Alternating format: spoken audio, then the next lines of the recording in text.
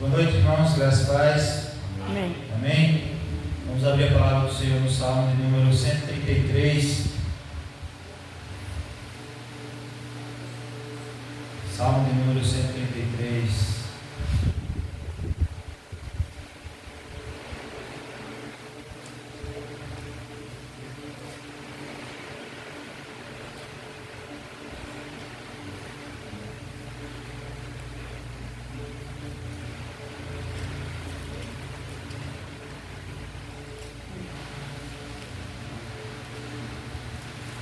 Amém? Diz assim a palavra do Senhor: ó, como é bom e agradável viverem unidos os irmãos. É como óleo precioso sobre a cabeça, o qual desce para a barba de Arão, e desce pela gola de suas vestes. É como o orvalho do Hermon, que desce sobre os montes de Sião. Ali ordena o Senhor a sua bênção e a vida para sempre. Amém? Esse é um dos salmos que eu mais gosto, porque ele fala sobre a unidade do corpo de Cristo. Ele fala da excelência da unidade. E o texto nos diz que no finalzinho do versículo 13, que ele diz assim: ali o Senhor ordena a bênção e a vida para sempre. E é interessante nós compreendermos um pouco o texto, porque quando o texto do verso 3 diz assim: é como o orvalho do Hermon que desce sobre os montes de Sião, ele está falando que a unidade é como o orvalho que desce dos montes. Não sei quantos de vocês já tiveram a curiosidade de olhar na internet o monte Hermon. A gente vai ver que o pico dele vai estar congelado. E chega uma determinada época do ano em que aquele gelo ele derrete e ele desce nos montes e desce lá para baixo, no vale, e aí no lugar que é seco, o lugar que está sem produzir nada, passa agora a gerar vida. Nós sabemos um pouco como é isso, porque quando chove na nossa região, logo a natureza se modifica. A mesma coisa acontece. É como se o salmista estivesse dizendo assim: aonde o Senhor derrama a sua bênção, frutifica. Aonde o Senhor derrama a sua bênção, floresce. Aonde o Senhor ordena a sua bênção, prospera. E aqui o texto está falando de unidade. E unidade é muito mais além do que estarmos aqui reunidos, cada um sentado no seu cantinho de costume, para cultuar a Deus. Unidade vai além disso. A unidade que o texto nos ensina e que a palavra do Senhor nos ensina é estarem juntos no mesmo propósito. Para que nós estamos aqui? É para se encontrar, se ver, falar boa noite, bom dia? Também, mas não é só para isso. É para adorarmos ao Senhor, para cultuarmos ao único Deus, é para bendizer o nome do Senhor. E estar junto no mesmo propósito é servir a esse mesmo Deus, é estar com a mesma intenção de prestar o perfeito louvor ao Senhor, de agradecer, de confessar, de poder participar da mesa. Por isso que nós precisamos estar em unidade para participar da mesa do Senhor. E nós precisamos ter essa compreensão desse texto, porque ali o Senhor ordena a bênção e a vida para sempre. Porque hoje nós estamos aqui reunidos para cultuar um Deus que nós não podemos ver ainda face a face, mas um dia estaremos na glória, viveremos para sempre com Ele, e então veremos face a face e adoraremos eternamente. Por isso que ele diz: ali o Senhor ordena a sua bênção e a vida para sempre. Estaremos com Ele para sempre. Hoje estamos unidos aqui em Cristo Jesus. Foi o sangue de Cristo que nos uniu, que nos fez nova criatura. E é por isso que nós estamos aqui para celebrar o sangue do Cordeiro que foi derramado por nós, a sua carne que foi entregue por nós. E nós estamos celebrando porque Ele está vivo, porque Ele ressuscitou. Amém? Vamos orar. Pai, bendito seja o nome do Senhor. Nós somos gratos ao Senhor por estarmos aqui, ó Deus, não num dia qualquer, ó Deus, mas um dia programado para nos reunirmos, ó Deus, num só propósito de adorar ao Senhor, de cantar louvores ao Senhor, de agradecer ao Senhor, de bendizer o Teu nome, de confessar diante do Senhor os nossos pecados, ó Deus, de poder ouvir da Tua palavra, ser edificado, ser alimentado por ela, ó Deus, a oportunidade que temos de estarmos juntos no mesmo propósito para celebrarmos a ceia do Senhor. Ó Deus, quantos já tiveram essa oportunidade de estar aqui, mas hoje, ó Deus, não estão mais, esfriaram na fé, desanimaram, desistiram. Outros desejavam estar aqui, mas estão impedidos por causa das circunstâncias da vida. Ó Deus, que o Senhor os visite em nome de Jesus e traga-os de volta para o louvor da glória do Senhor. Ó Pai, que o Senhor perdoe os nossos pecados, purifique o nosso coração, limpa-nos de toda impureza e tudo aquilo que nos afasta do Senhor. Ó Deus, em nome de Jesus Cristo, nunca nos permita, ó Deus, nos acomodar com o pecado, mas que possamos sempre estar confessando e deixando para a glória do Senhor. Ó Deus, pedimos que o Senhor use o pastor Luciano, ó Deus, na pregação da Tua palavra, e que ela possa falar aos nossos corações, que durante a ceia, ó Deus, sejamos tocados e edificados pelo Senhor. Nós oramos assim em nome de Jesus e para a glória do Senhor Jesus. Amém.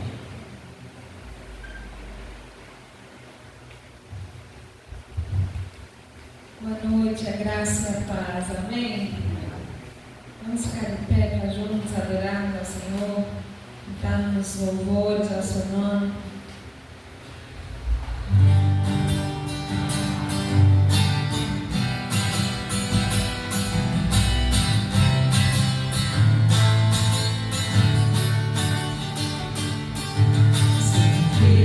Senhor, são os montes de Sião que não se abalam, permanece para sempre.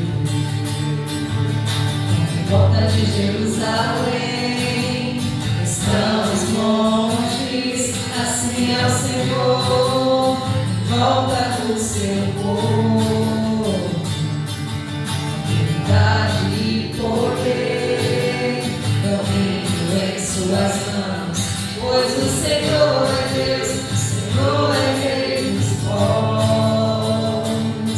Calem-se diante dele a terra, dobre os joelhos e as mãos, pois o Senhor é Deus, o Senhor é Rei dos povos. E não dá, sem Jesus não dá, não dá, sem Jesus não dá, oh não dá, sem Jesus não dá, oh não dá, sem Jesus não dá. Só confiam no Senhor, são os montes de Sião que não se abalam, mas permanecem para sempre. Em volta de Jerusalém estão os montes, assim é o Senhor, em volta do seu povo, autoridade e poder, domínio em suas mãos, pois o Senhor é Deus, o Senhor é Rei dos povos. Calem-se diante dele a terra, dobre os joelhos, ergam as mãos, pois o Senhor é Deus, o Senhor é Rei dos povos. Não dá, sem Jesus não dá, não dá, sem Jesus não dá, oh não dá, sem Jesus não dá, oh não dá, sem Jesus não dá. Glória, glória, aleluia, glória, glória, aleluia, oh glória, glória, aleluia, oh glória, glória, aleluia, amém. Amém. Louvado seja o nosso Deus. A Ele, pois, toda a honra e toda a glória. A Ele todo louvor, toda exaltação. Eu sou Ele aqui.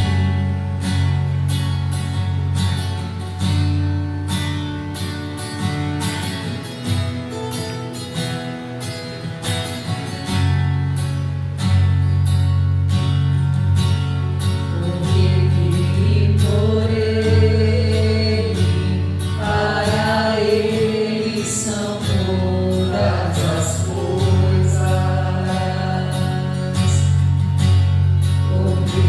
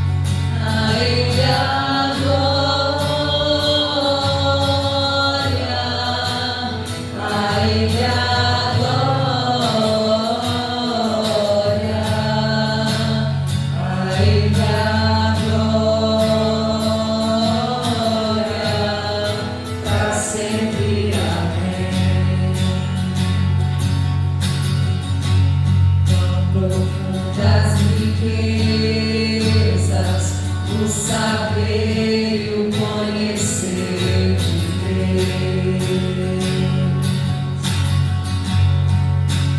Quão insondáveis seus juízos e seus caminhos, quão profundas riquezas o saber e o conhecer de Deus. Quão insondáveis seus juízos e seus caminhos. A Ele a glória, a Ele a glória, a Ele a glória, para sempre. Amém. A Ele a glória, a Ele a glória, a Ele a glória, para sempre. Amém. Vamos declarar. A Ele a glória, a Ele a glória, a Ele a glória, para sempre. Amém.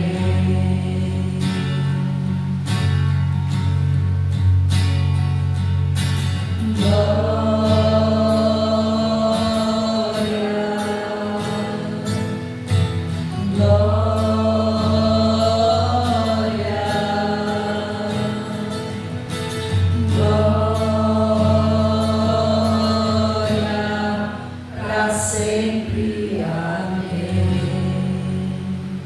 Aleluia. Ao nosso Senhor e Rei, toda a honra e toda a glória. Vamos declarar de todo o nosso coração aquilo que a gente já sabe, que é uma promessa do Senhor para nós, que é uma expectativa nossa. O dia em que Jesus virá nos buscar.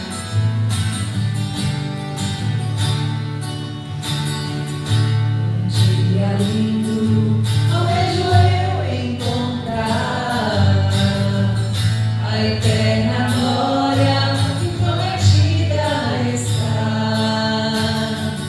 Gozo e alegria posso então sentir, pois Jesus Cristo já está por vir.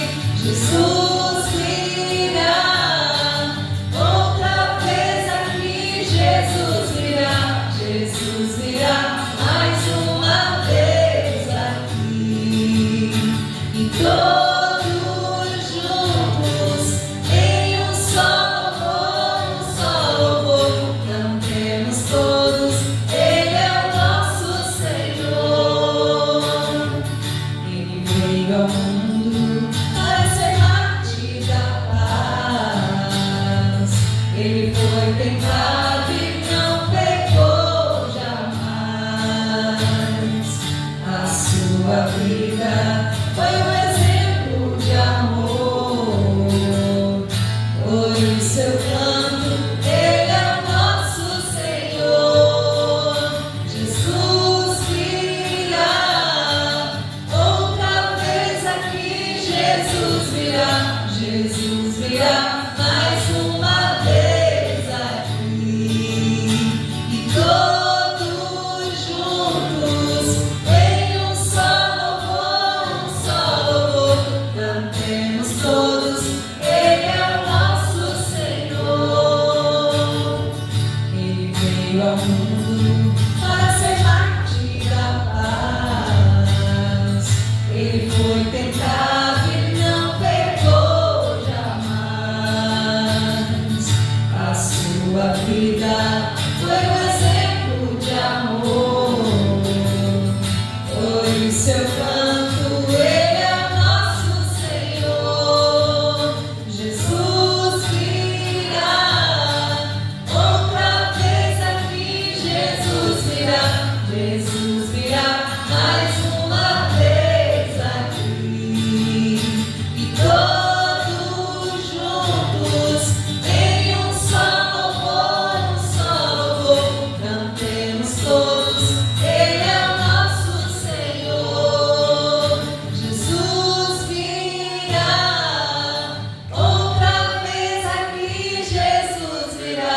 Jesus virá mais uma vez aqui e todos juntos em um só louvor cantemos todos. Ele é o nosso Senhor. Aleluia. Maranata. Ora vem, Senhor Jesus. Louvado seja o nosso Deus. Vamos estar cantando mais uma canção. Enquanto isso, você pode procurar o Senhor com sua oferta nessa noite. Poderia sentar?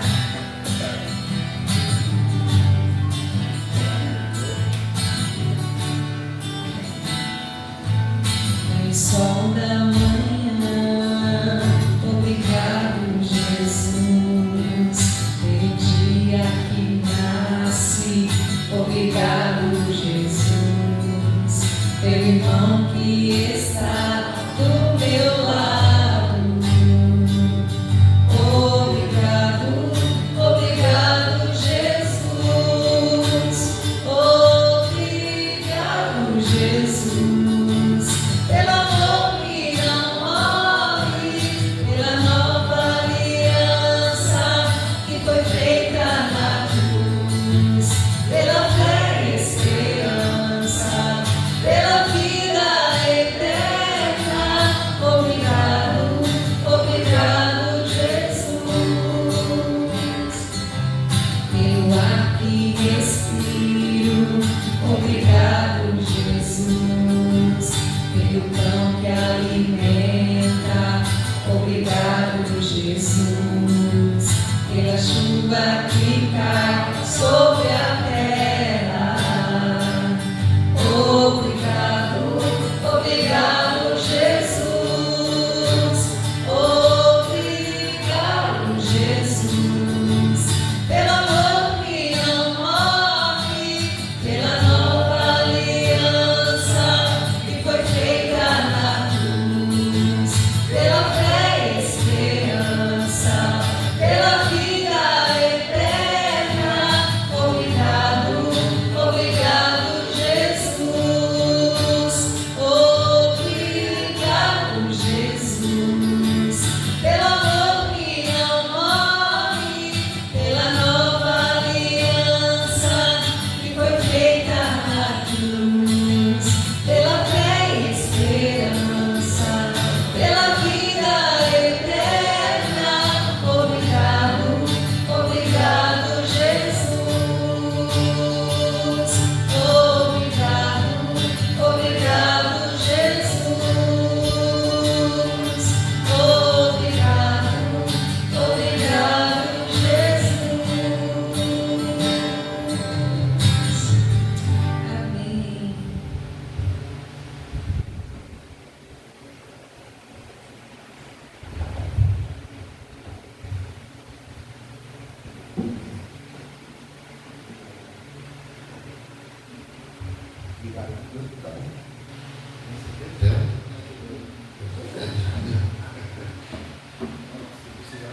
Certo.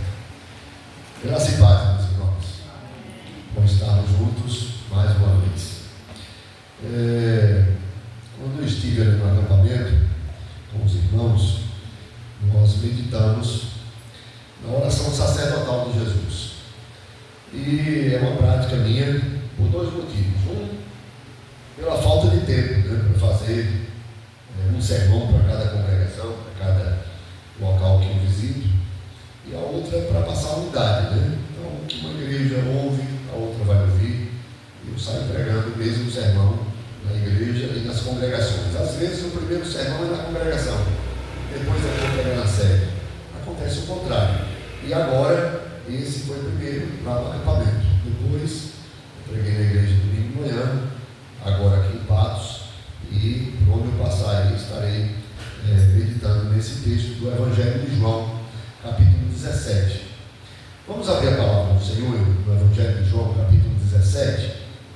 E nós vamos ler os versos de 15 a 23.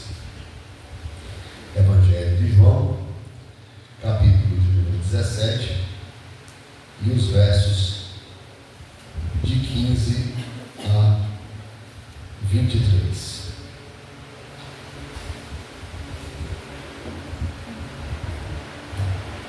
assim a palavra do Senhor: não peço que os tires do mundo, e sim que os guardes do mal. Eles não são do mundo, como também eu não sou. Santifica-os na verdade, a tua palavra é a verdade. Assim como tu me enviaste ao mundo, também eu os enviei ao mundo. E a favor deles eu me santifico a mim mesmo, para que eles também sejam santificados na verdade.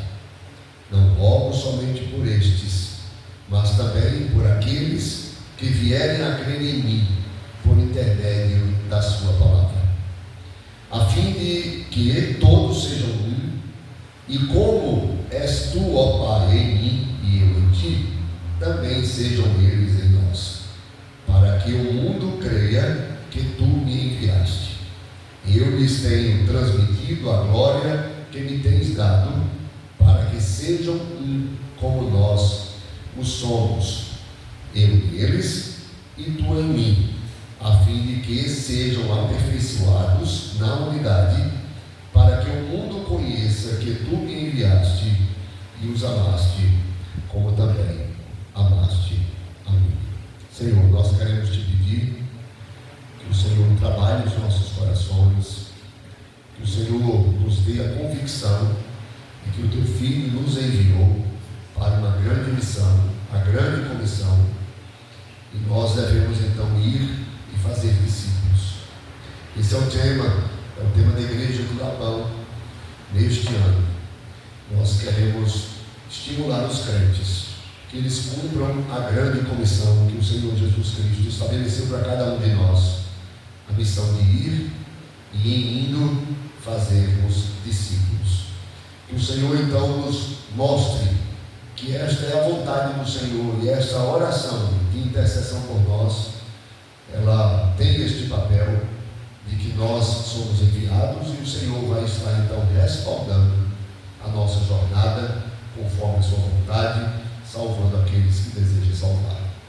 Que a tua igreja seja revestida com intrepidez, coragem, disposição, e que as oportunidades que o teu Espírito for colocando em nosso caminho, nós estejamos disponíveis, e que o teu Espírito também nos use, colocando as palavras devidas, as palavras propícias, as palavras oportunas, para que cheguem então ao coração daqueles que não conhecem o Salvador. Nós oramos assim, em nome de Jesus Cristo. Amém.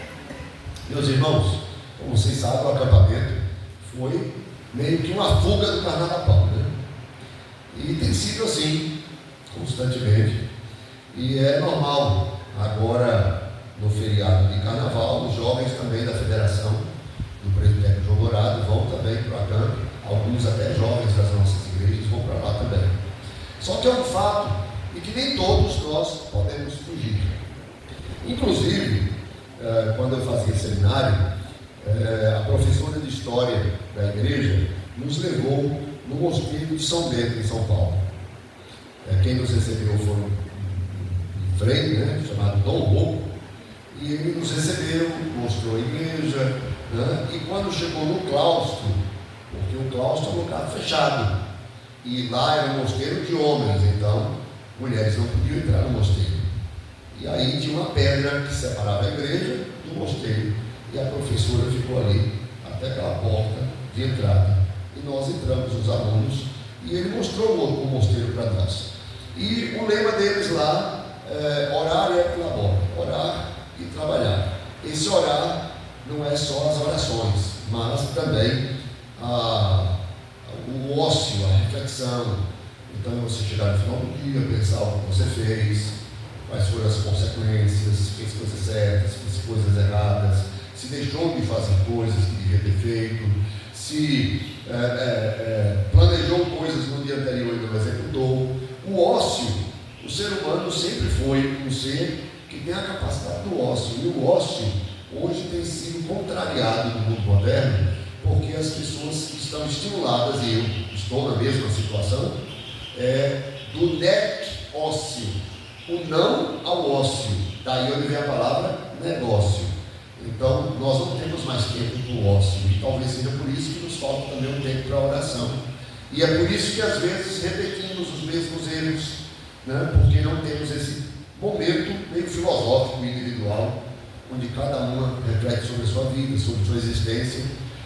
Essa semana eu fui sair da Embasa, na hora do almoço, mais especificamente ontem, acho que ontem, né? Ou foi antes de ontem. Ao sair na hora do almoço, um colega virou para mim e disse assim: qual o sentido da vida para você?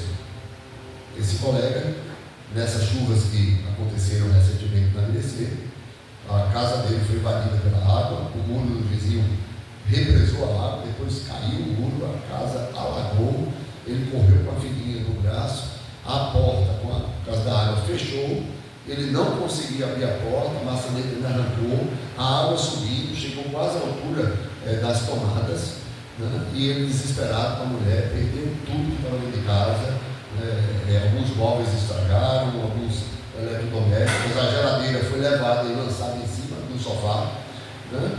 E ele me perguntou isso, eu fiquei até preocupado, fiquei primeiro pensando na pergunta tão profunda que ele me fez: o que é o sentido da vida para você? O que é a vida para cada um de nós? E ao mesmo tempo, quando compartilhei na volta do almoço com os colegas, alguns disseram: meu Deus, corre lá, vai que ele está pensando em fazer uma bobagem. Então o ócio, essa reflexão é importante.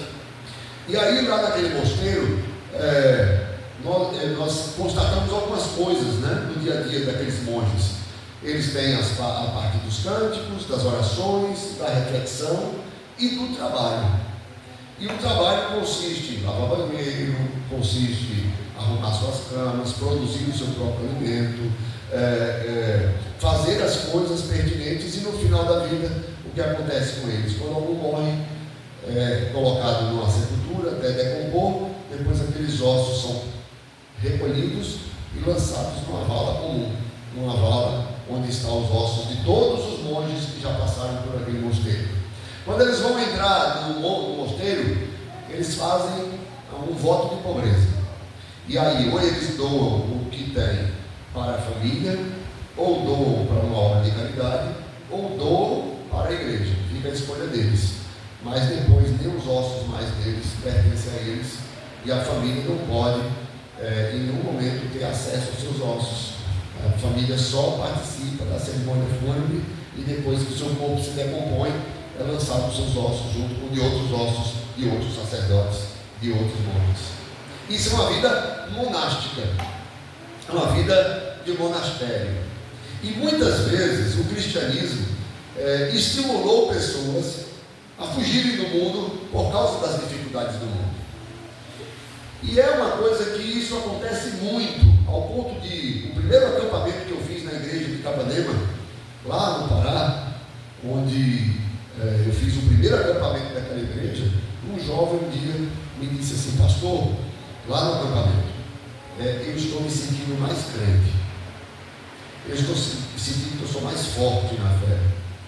E o nome dele é Silvanildo César, nome estranho, né? Hoje é professor da Universidade Federal do Pará e está, da última informação que eu tive, desviado.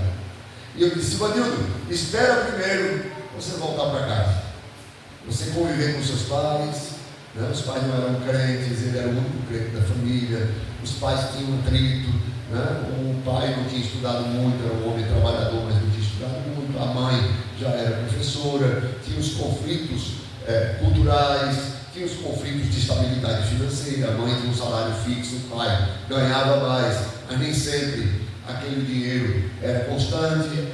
E aí eu disse: marido, espera você voltar para sua casa para ver se essa fé continua no mesmo nível. Meus irmãos, nós não podemos deixar de notar as palavras de Jesus Cristo nesta oração. Jesus, no verso 15, vai dizer: não peço que os tires do mundo, e sim que os guardes do mal. A vida de um mosteiro é uma vida incomum, não é a vida normal, não é, e para que ela aconteça, tem muita gente sustentando um monge lá, da mesma forma que um seminarista quando vai para o seminário. Para um seminarista ir para o seminário, ele precisa que uma igreja esteja respaldando ele. Imagine uma vida inteira um monge vivendo dentro do mosteiro. Nós, como crentes, não podemos Nós não podemos achar que seremos melhores crentes se nós nos escondermos do mundo. Pelo contrário, Jesus ora ao Pai dizendo que o Pai não deveria tirar os seus discípulos do mundo. Por que nós queremos então encontrar um local que é como se fosse um mosteiro, onde nós nos refugiamos? Tem muita gente que encara a igreja dessa forma, Michel. Sabe, presbítero? Tem muita gente que prega tanto sobre a igreja que acaba ensinando que a igreja é o reino de Deus, onde você está ali e você está quase que num refúgio. Não é um ambiente onde você se reúne e que você vai ter que voltar para o mundo. Tanto é que a maioria do tempo que temos na igreja é só para nos alimentar, nos fortalecer, nos repreender, nos corrigir, para nós voltarmos para onde? Para o mundo. Meus irmãos, isso é extremamente importante. Jesus, quando fala essas palavras aqui, na sua oração ao Pai, ele havia celebrado a Santa Ceia. Ele celebrou a última Páscoa sua, que ele era judeu, e na Páscoa judaica ele instituiu a ceia, que é o que nós vamos celebrar hoje.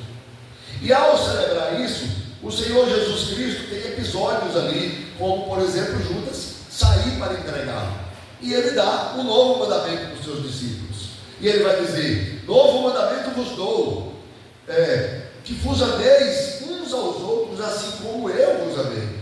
Nisto conhecerão todos que sois meus discípulos, se vos amardes uns aos outros, como eu vos amei. Eles estavam ali num claustro, eles estavam ali num ambiente fechado, no cenáculo, eles estavam ali os 12 ceando com o Senhor, eles estavam na companhia do próprio Deus encarnado, mas mesmo estando nesse contexto, nós vamos ver que lá dentro existia um filho de Belial, um traidor. E nós vamos ver que mais à frente, todos negaram a Jesus, não foi só Pedro. Todos fugiram com medo das suas vidas. Todos deixaram o Senhor sozinho. Então veja que Jesus vai alertar a eles sobre essa situação, de que eles passariam por esta opressão, que lá em Lucas vai dizer, no Evangelho de Lucas, no capítulo de número 22, no verso de número 31, diz assim: Simão, Simão, eis que Satanás vos reclamou. Às vezes a gente bota o peso só nas costas de Pedro. Diz assim: olha, Simão, Simão, eis que Satanás vos reclamou, ou seja, reclamou os apóstolos. E reclamou para quê? Para vos peneirar como trigo. Satanás queria peneirar os apóstolos como trigo. E aí diz Jesus no verso 32: eu, porém, roguei por ti, para que a tua fé não desfaleça, tu, pois, quando te converteres, fortalece os teus irmãos. Alguns dizem: então Pedro não era convertido. Lógico que era. Aqui está falando é quando você voltar, porque Pedro de fato se afastou. Depois que Jesus morre, Pedro depois vai para pescar e leva muitos consigo, influencia os outros, desvia a missão, a grande comissão de evangelizar o mundo. Pedro desvia, e desvia também os seus. Ele, como uma pessoa que tinha uma influência de liderança, leva os outros a voltarem a pescar. Tem um cântico do Projeto Solo muito bonito, né? De que Jesus, quando busca ir lá, naquele dia que ele está pescando com os seus irmãos, os apóstolos, aí Jesus chega, está lá na praia, começa a fazer então um foguinho, depois bota um peixe ali em cima, e aí eles vêm chegando, Jesus chama, e quando Pedro nota que é o Senhor, ele cinge então e se joga ao mar. E quando chega lá, ele vê que é o Senhor, e começa aquele diálogo tão dolorido para Pedro, né? Pedro, tu me amas. E a linguagem lá no grego, eu fiz esse primeiro sermão em Capanema, Ágapas, Ler, Filocé, e depois vi, muitos anos depois, o reverendo Hernandes pregando sobre isso. E agora vi nas redes sociais alguém falando sobre isso. Há um trocadilho no grego, onde Jesus pergunta: tu me amas com amor ágape? E Pedro responde: não, eu te amo com amor filéu, de onde vem a palavra filantropia, né? Filhos, amigos. Aí depois Jesus novamente pergunta: Pedro, tu me amas? Tu Ágata, Asné? Aí Pedro responde: não, Senhor, eu só te amo com amor filéu, eu só te amo com o amor de um amigo. E aí na terceira vez Jesus diz: Fileisné, tu me ama como um amigo, somente como um amigo? Você ama só assim? Ele disse: Senhor, tu sabes todas as coisas, tu sabes que eu só te amo como um amigo. E disse que ele chorou. Não é só a questão das 3 vezes a pergunta, é o fato de que Jesus mostra para ele que ele não tinha capacidade de amá-lo com um amor incondicional como o do Senhor. E o Senhor restaura Pedro, porque ele fala: apacenta minhas ovelhas, pastoreia. Então veja que Jesus está restaurando Pedro, está trazendo Pedro à comunhão, para que novamente ele influencie os seus irmãos na grande comissão. E Jesus chega então, depois de tudo isso, ao sair daquela Santa Ceia, indo para o Jardim das Oliveiras. Aí nós encontramos antes, num local chamado, ao sair do cenáculo, eles estão indo então para o Vale de Cedron, que era um vale onde tinha um riachinho, que antecedia o Jardim das Oliveiras, e Jesus para no Vale do Cedron e intercede. Intercede não só por Pedro, não só pelos apóstolos, mas ele intercede também por você e por mim. E Jesus faz essa oração, e essa oração é extremamente importante, porque Jesus está prestes então a entrar neste momento de sofrimento, onde ele vai ser preso, condenado injustamente, vai ser condenado e vai ter o desfecho da sua morte no dia seguinte. Meus irmãos, vejam que essa atmosfera, segundo Hernandes Dias Lopes, o pastor Hernandes, ele descreve como sendo assim um prelúdio, aquilo que antecede o sofrimento do Messias, aquele dia que seria, começaria com aquela noite um período de trevas, um período de agonia para o nosso Salvador, de injustiças das mais variadas. Então, nesse contexto, Jesus faz essa oração, e na oração de João 17, geralmente nós não encontramos o ide de Jesus. Geralmente nós pregamos só na grande comissão, né? E de lá de Mateus. Mas aqui Jesus está assim, implicitamente, em alguns momentos até explicitamente, orando para que os discípulos cumpram a grande comissão. E o nosso tema nessa noite é: ide e fazer discípulos, que é o tema do nosso ano. Ide e fazei discípulos. A primeira coisa é que Jesus envia os seus discípulos ao mundo, e isso é a missão.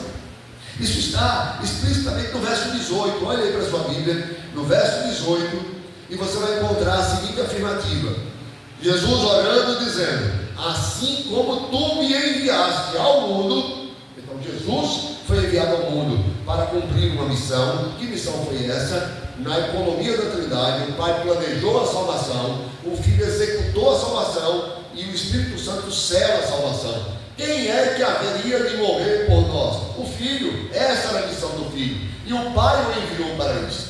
E ele então vai dizer: assim como tu me enviaste ao mundo, também eu os enviei ao mundo. Isso aqui é o ide, é a grande comissão. A igreja precisa entender que nós somos enviados não a viver num mosteiro, não ir para o acampamento e ficar preso o tempo inteiro no acampamento, correr do mundo, se esconder, fugir do mundo. Porque mundo pode significar 2 sentidos. Existe o mundo planeta e existe o mundo, este ambiente caído. Você deve fugir do ambiente caído no sentido de não se comportar como as pessoas que estão neste mundo com um comportamento caído. Mas nós não podemos fugir do planeta Terra.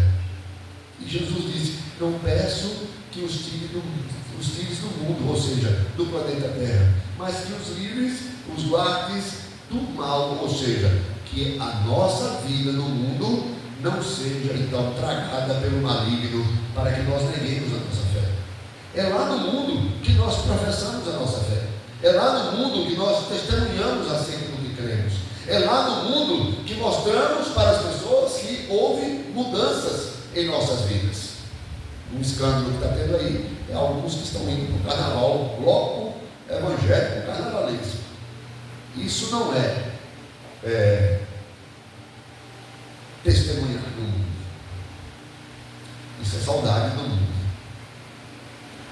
Porque, principalmente, um calvinista, é inconcebível que ele ache que ele precise ir em um ambiente pagão, numa festa carnal, se expor para evangelizar alguém.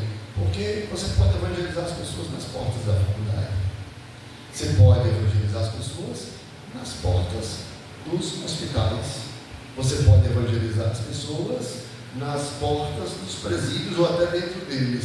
Você pode evangelizar as pessoas na porta das escolas.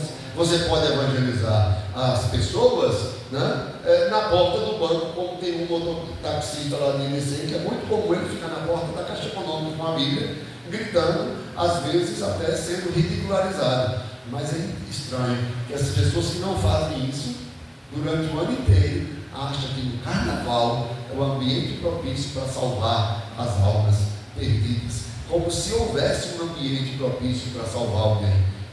Nós devemos pregar a tempo e a fora de tempo.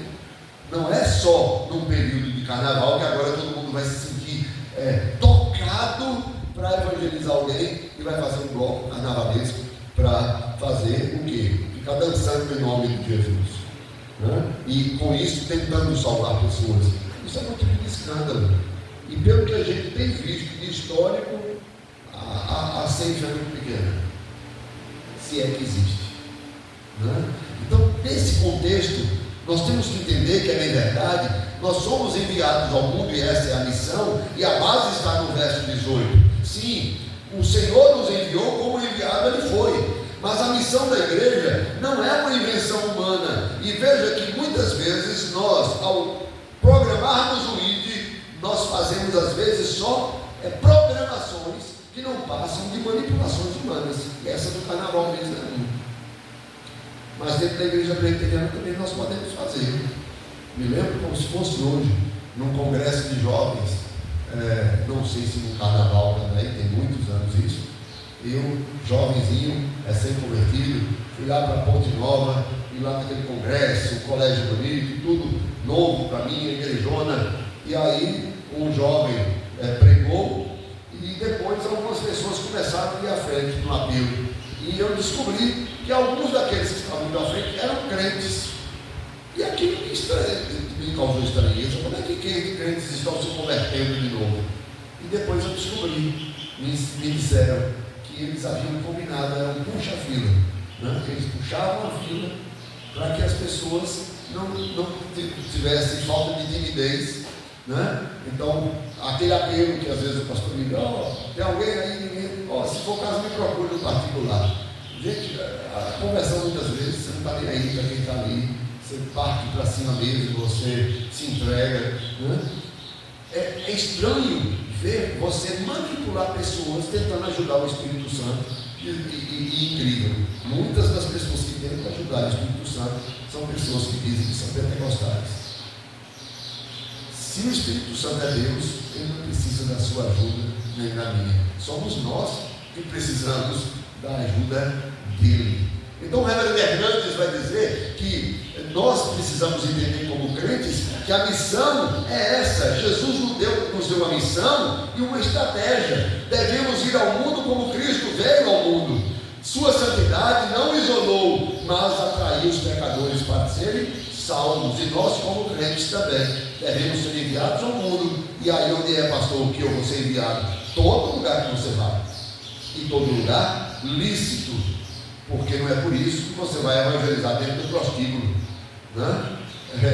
A prostituta também sai daí do supermercado. Então fica na porta do supermercado, porque se for da vontade de Deus, ela vai chegar lá na porta do supermercado e você vai falar do evangelho para ela. Você não precisa ir em determinados locais onde você vai ser constrangido, onde você vai ser visto como alguém que está dando um mau testemunho. É melhor evitar. Mas você tem que ir ao mundo. E o mundo é aonde? Todos os lugares lícitos que nós vamos todos os dias. Não é um lugar que a gente vai de vez em quando, é no dia a dia. Eu sei que vocês têm uma missão muito árdua aqui de Patos. Tanquinho também eu sinto isso. São dois lugares que a igreja aqui teve uma quantidade, aí veio uma outra igreja, as pessoas saíram.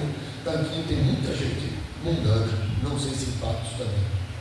O mundanismo é extremamente grande em Tanquinho. Não sei a realidade daqui. Também. As pessoas estão preocupadas com prazeres, bebidas, festa. Lugares às vezes pobres, onde as pessoas gastam mais com os prazeres do que com a sua própria vida, a sua própria casa, com o seu próprio alimento. As pessoas não têm dinheiro às vezes para comer direito, mas têm dinheiro para ir para a festa, para comprar bebida, para comprar droga. Meus irmãos, nós como crentes, e vocês aqui em Patos, têm essa grande missão. E é uma missão árdua, porque é desestimulante você estar no local, pregando o Evangelho, e às vezes as pessoas endurecidas. E você e eu não temos que nos desestimular com isso, porque a conversão não depende de nós. O que depende de nós é o ir, e se Deus converter pessoas, fazermos discípulos. É pregar o Evangelho, e se Deus converter alguém, nós assim fazemos discípulos. Não é uma missão que a gente inverte, porque nós não temos poder de converter ninguém.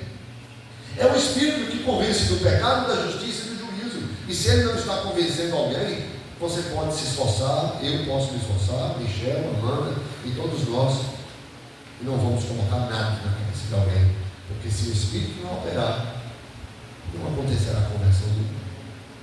Mas nem por isso devemos deixar de sermos mensageiros. Em segundo lugar, a missão nossa do ir, que é essa missão que está expressa na oração sacerdotal. Essa oração, ela não é só para os apóstolos, como eu já disse, mas é também por nós. Jesus deixa claro isso no verso de número 20: não rogo somente por estes, mas também por aqueles que vierem a crer em mim, por intermédio da sua palavra. Essa sua palavra aqui é a pregação dos apóstolos. Essa pregação que você e eu fazemos. Quantas e quantas vezes você vai ter que pregar alguém e você não vai ter Bíblia nenhuma? Você talvez tenha alguns versículos decorados, talvez você possa até abrir sua Bíblia num texto bíblico. Às vezes pode dar aquele famoso branco e você não acha a passagem diante das muitas perguntas. E nem por isso você deve desistir de testemunhar. E o testemunho, como ficou claro no acampamento, no período da tarde, no sábado da tarde, às vezes não é nem citar a palavra, às vezes é citar o que Cristo já fez por sua vida. Porque a palavra, ela é importante, ela é a palavra de Deus, é ela que é o meio de salvação, mas as pessoas não entendem a palavra. A primeira coisa que a pessoa tem que entender é a mudança que a palavra fez em sua vida. Nós somos testemunhas vivas. Por isso o apóstolo Paulo diz que nós somos como cartas vivas de Cristo. As pessoas estão nos fazendo leituras o tempo inteiro. As pessoas nos leem em todo momento. Nos leem quando nós sorrimos, nos leem quando fazemos uma brincadeira, nos leem quando nós trabalhamos, nos leem quando nós compramos, nos leem o tempo inteiro. O tempo inteiro você e eu somos observados. É o primeiro contato das pessoas com o poder do Evangelho. Hoje se fala do poder do Evangelho em curas, milagres, sinais, prodígios, mas o primeiro contato real, que é inquestionável na vida das pessoas, é a mudança que o Evangelho já causou em você e em mim. Um dos testemunhos foi do jovem Michel. E lá ele citou da sua jovem esposa, né? Que eles eram na igreja, não estavam no mundo, ele não bebeu, né? Pode falar? Casou virgem, né? Casaram virgem. Imagine, esse não é o perfil do que a gente vê nos crentes, mas ele precisava de Cristo, ele precisava nascer de novo, e esse impacto acontece quando tem a triste notícia de que seu pai morre e ele se sente confrontado, né, sobre essa realidade da morte. Então nós temos histórias diferentes de conversar, mas é a nossa história. e ela precisa ser contada. Muitas vezes nós não contamos essa história nem para os nossos filhos, porque temos vergonha. Às vezes nós não contamos para as pessoas, e nós precisamos dar um testemunho. Durante muitos anos a igreja viveu a doutrina dos apóstolos, e a doutrina dos apóstolos era verbal. Era o que eles viram e viveram com Cristo. E quando o Espírito Santo, sabendo que eles já estavam ficando velhos e haveriam de morrer, né? Alguns até de morte com pelo, no sítio de cabeça para baixo, o Espírito lhes tira para que eles escrevam. Mas eles escrevem aquilo que eles testemunharam, aquilo, como diz João, aquilo que nós vimos e ouvimos, nós testificamos. Teve muito mais coisa, mas as coisas que nós registramos é para que nós venhamos crer. Então, você e eu precisamos entender que Jesus, quando ora, não ora só por eles, não rogo somente por estes, mas também por aqueles que vierem a crer em mim por intermédio da sua palavra. Você tem que orar pelas pessoas de Matos que você não sabe quais são os eleitos. Você tem que interceder. Você tem que esperar do Senhor que Deus salve pessoas além de você aqui nesse local. E pode ter certeza que é histórico que Deus nos constrange muitas vezes, justamente porque às vezes os improváveis são aqueles que Deus converte. Nós ficamos olhando e dizendo: esse aqui daria um bom diácono, esse aqui daria um bom presbítero, esse aqui daria um bom presidente da SAF, esse aqui daria um excelente jovem líder de mocidade. Não, o Evangelho, ele atinge aqueles que são improváveis. Eu sou um dos improváveis. Uma pessoa que nasceu na igreja, com a vida estável, é improvável. Não, já é. Não, precisa desse toque. E você e eu precisamos entender que Jesus orou por você, por mim, e Ele orou por outros que nós não sabemos quais são e quem são. Por isso nós devemos ir e fazer discípulos. E por último, aqui 4 minutos, vamos ver se dá para dar o último aqui. A unidade como estratégia evangelística, diz o verso 21, a fim de que todos sejam um. A fim de que todos sejam um, a fim de que todos sejam um, e como és tu, ó Pai, em mim, e eu em ti, também sejam eles em nós, para que o mundo creia que tu me enviaste. Eu lhes tenho transmitido a glória que me tens dado, para que sejam um, como nós o somos, eu deles e tu em mim, a fim de que sejam aperfeiçoados na unidade, para que o mundo conheça que tu me enviaste e os amaste, como também amaste. Amém. Veja que aqui fala de unidade. Michel mencionou isso aqui no início. Essa unidade é mais do que esse momento aqui de culto. Quando Neguinha, um dia que eu fui lá, e ela pediu para eu entrar lá no alicerce da casa dela, para ela mostrar o alicerce da casa que ela já sonhava ter. E você se alegra com esse irmão e com o sonho do irmão, que é um sonho lícito. Você está tendo unidade. Você tem unidade quando o irmão diz assim: eu estou passando por um problema na educação dos meus filhos, e você sente o peso disso e se preocupa. Você tem unidade quando esses dias a irmã Sandra, eu fiz uma postagem e ela mencionou lá a postagem, fiz um comentário e eu fiquei morrendo de preocupação. Pensei até em nunca mais fazer postagem de comida na internet, porque eu postei umas fotos com umas maçãs bonitas, né? E a irmã disse: nunca mais eu comi uma maçã. Eu fiquei preocupado, não, é porque eu não tenho achado desse tipo, né? E aí Luciana disse: agora, um dia comprei, ainda esqueci lá. Luciana disse: olha, ele tem contato com o Michel para ver se ele pode um dia ir lá no supermercado, quem sabe lá de GG, lá no Lapão tem. Meus irmãos, às vezes é uma coisa simples, é uma preocupação simples, às vezes é um abraço, às vezes é um olhar, às vezes é um ouvir.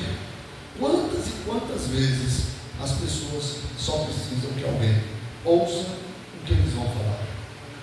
Não é partir de um julgamento, não é partir, eu tenho esse hábito, eu tenho esse mal, porque como eu sou sanguíneo e colérico, a tendência é a pessoa está falando e eu já estou cortando a pessoa para dar meu parecer sobre o assunto. E às vezes a pessoa não quer isso, a pessoa só quer que você a ouça.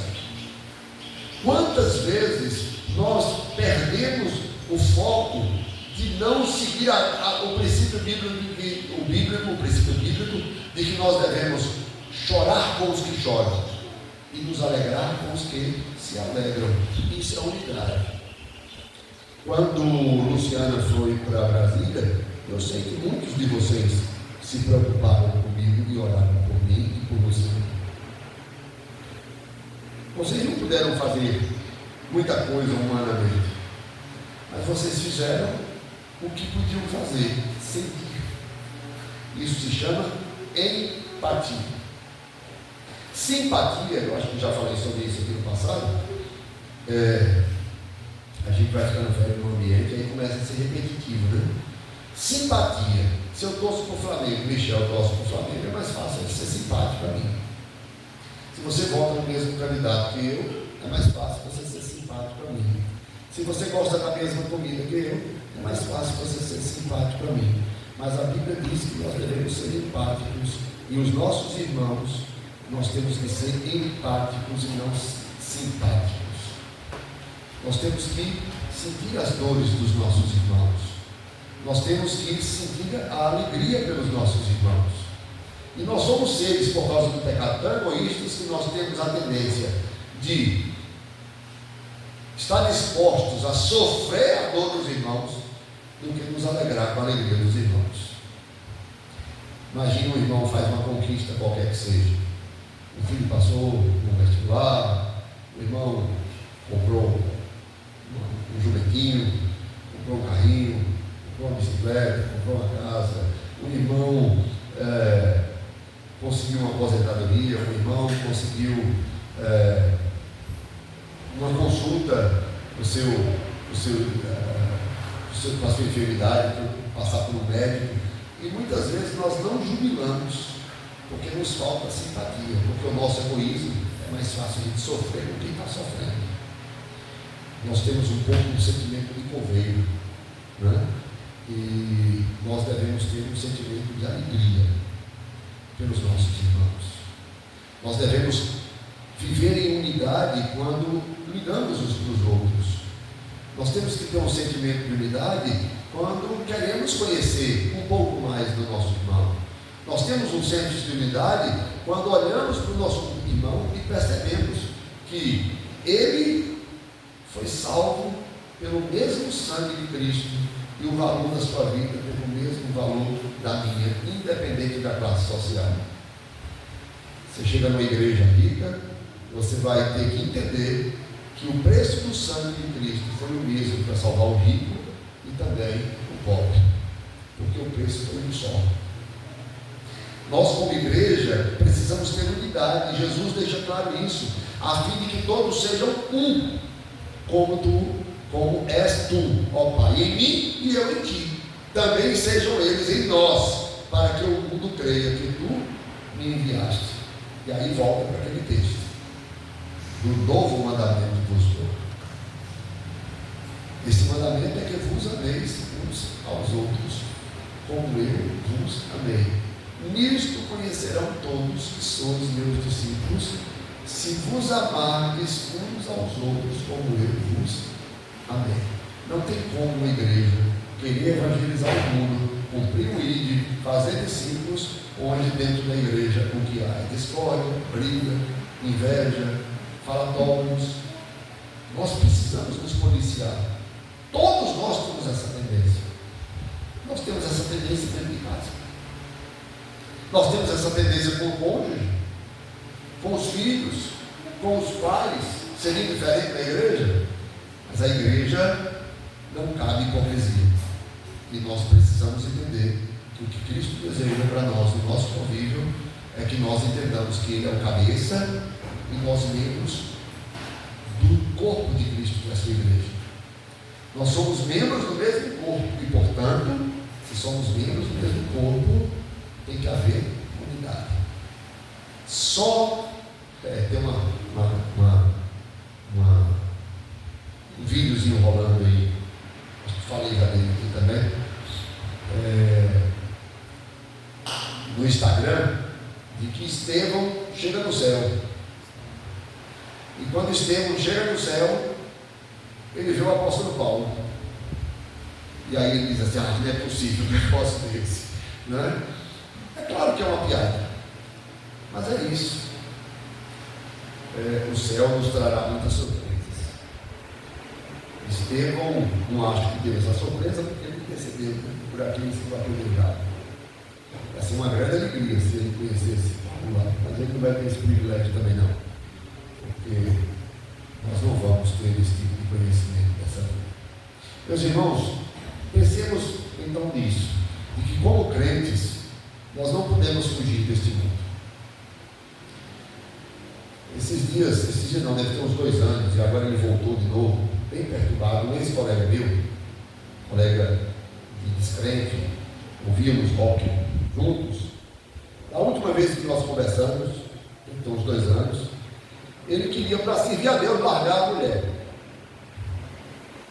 Casou com uma moça espírita, e agora ele disse que isso atrapalhava a fé dele, ele queria separar dela para poder casar com uma crente, para poder viver uma vida de crente. Eu disse: não, você vai ter que viver agora uma vida de crente com a sua espírita aí. E dar um bom testemunho para que ela nasça de novo. Veja que na realidade o que ele quer é se ver livre do casamento. Ele está querendo pular fora daquilo que ele fez de bobagem. E a Bíblia diz que isso não pode acontecer. A gente não pode fugir deste mundo, inclusive alguns compromissos que a gente assume, a gente tem que dar conta. Então, a aplicação, para concluirmos, e eu utilizei essa aplicação lá no acampamento, quando Jesus diz: não peço que os tires do mundo, e sim que os guardes do mal. É comum os crentes, ao ler esse texto, imaginar que isso significa: não vai ter acidente, a Kombi não vai quebrar, eu não vou ter pneu furado, o carro não vai capotar, eu não vou ter enfermidade, eu não vou perder emprego, eu não vou envelhecer. Só que isso, o espelho mostra que não é verdade. Todo mundo, quando olha na frente do espelho todo dia, sabe que está um pouquinho mais velho. E como todo mundo vai ficando mais velho, cada dia que você amanhece parece igual a carro velho, que aparece uma doença nova, uma coisa nova. Hoje eu vim dirigindo, fiz os leg press lá. Esses dias exagerei, o joelho ficou doendo. Só que hoje dirigindo, o joelho agora doeu, foi o outro que não é operado. Eu pensando, velho ainda vai futucar as coisas aí, que é perigoso, né? Tem que aliviar. Vocês já disseram isso quantas vezes para mim. Então, cada dia eu sei uma coisa. Enfermidades aparecem, circunstâncias, dificuldades da vida. Será que é sobre isso que Jesus diz? Que peço que não os tire do mundo, mas que você vai estar guardado no mal e não vai acontecer nada de ruim para você? Meus irmãos, isso não se fundamenta. Jesus foi morto, ressuscitou quando morreu. Pedro foi crucificado de cabeça para baixo. O apóstolo Paulo foi degolado. Todos os apóstolos, com exceção de João, tiveram mortes trágicas. João foi o único que morreu na velhice, mas mesmo assim passou anos exilado numa ilha, a ilha de Patmos, que era uma pedreira, tratado como alguém afastado da sociedade. O que nós temos que entender, que este mal aqui, conforme diz o reverendo Hernandes, é que a melhor tradução aqui seria: o mal aqui seria mais bem traduzido por maligno, e aqui é Satanás. Lembra aquele Satanás que queria peneirar os discípulos, os apóstolos? É o mesmo Satanás que deseja peneirar você e a mim. E que desejo é este de Satanás peneirar você e a mim? É o desejo de que você e eu neguemos a nossa fé, da mesma forma de Jó. Vistes meu servo Jó, servo íntegro, fiel, e o diabo diz: se tocar no que ele tem, ele abandona a fé. Depois, quando volta, depois de ter tirado então o seu patrimônio, seus filhos, tudo que tinha, vem a segunda investida. Toca na carne. É o que o diabo lança diante de Deus. Porque se tocar na carne, aí tudo muda. Porque uma coisa é morrer um filho, outra coisa é você ter uma doença grave. Uma coisa é perder umas jumentas, outra coisa é você estar doente, numa doença terminal. Jó permaneceu fiel, mesmo o Senhor depois o repreendendo, porque ele estava cheio de autojustiça. Nós crentes precisamos entender isso, meus irmãos, e que Cristo veio para nos salvar, e Ele nos dá a garantia de que o maligno não tomará conta das nossas vidas. Ainda que hoje, quando eu vinha sair da casa, foi corrido hoje, saí tarde, Luciano estava em chique-chique. Quando eu cheguei em casa, eu tinha acabado de chegar de chique-chique, pulei dentro de uma roupa, tomei banho e vim para cá. Mas é incrível, quando eu estava saindo da minha sala lá em casa, o céu estava bonito, eu olhei e disse assim: quem sabe hoje vai ser meu último dia? Muito crente que tem tempo de pensar sobre isso. Tem música que vem a placa. Que é isso? Não pense essas bobagens.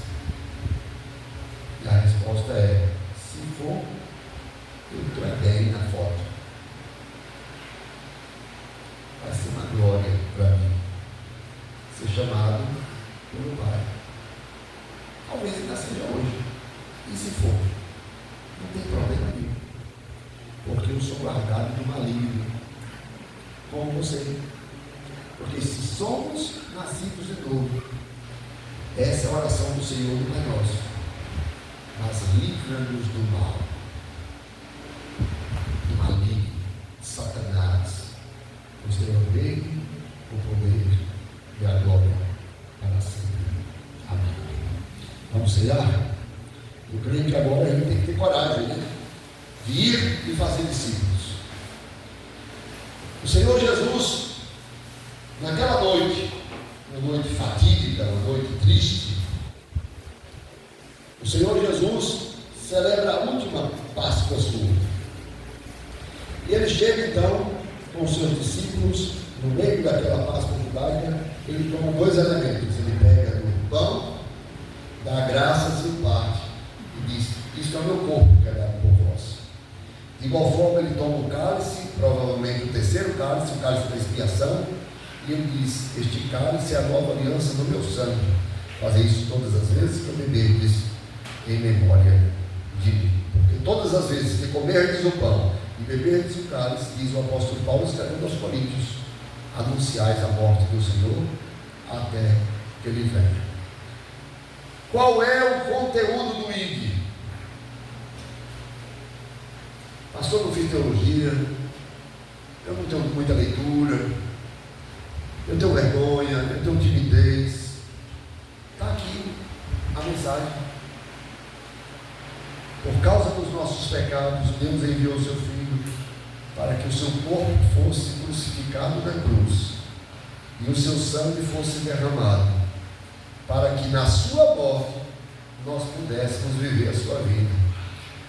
E eu um dia criei nisso e morri com Cristo. Acabou. O Evangelho é isso. E nós anunciamos a morte do Senhor e a sua ressurreição. Isso é evangelismo. É anunciar que Cristo morreu por nós, sendo nós pecadores, para que nós tivéssemos o perdão dos nossos pecados e tivéssemos então a reconciliação com Deus. Qual é a mensagem hoje da igreja? A mensagem da reconciliação. Nós temos nos nossos lábios, e na mudança que Deus já nos fez, a mensagem da reconciliação. Como diz o outro, é a mensagem que me deu, provinda lá dos altos céus, que vos reconcilieis com o Senhor meu, reconciliai-vos já com Deus. A mensagem da reconciliação é essa para o pecador, de que Cristo morreu naquela cruz, derramou seu sangue para que nós tivéssemos o perdão dos nossos pecados. E pode ter certeza, aquele que Deus quiser converter vai ouvir essa mensagem e Deus vai converter. Porque não depende de mim e de você. O que nós temos que fazer é anunciar. Vamos orar? Deus, obrigado por estes elementos. Obrigado porque separamos do uso comum estes elementos para um uso muito especial. Eles não se tornam, em sua substância, diferentes, mas nós sabemos que em nossa alma, em nosso espírito, no nosso interior, na nossa razão, nós lembramos daquilo que Cristo fez por nós. Anunciamos uns para os outros a sua morte. Anunciamos para o mundo a sua morte. E propagamos para o mundo e uns para os outros de que Ele voltará. Por isso celebraremos a ceia do Senhor até que Ele venha. Maranata, Senhor, vem buscar o teu povo que te aguarda. Mas vem no dia que o Senhor sabe que nenhum dos teus eleitos deixou de ser chamado. Quando isso será, não nos compete saber épocas ou datas. O que nos compete é entendermos que recebemos poder ao descer sobre nós o Espírito do Senhor e seremos suas testemunhas até os confins do mundo, até os confins da terra. Oramos assim, agradecidos por tamanha dádiva, a dádiva da salvação, em nome de Jesus. Amém.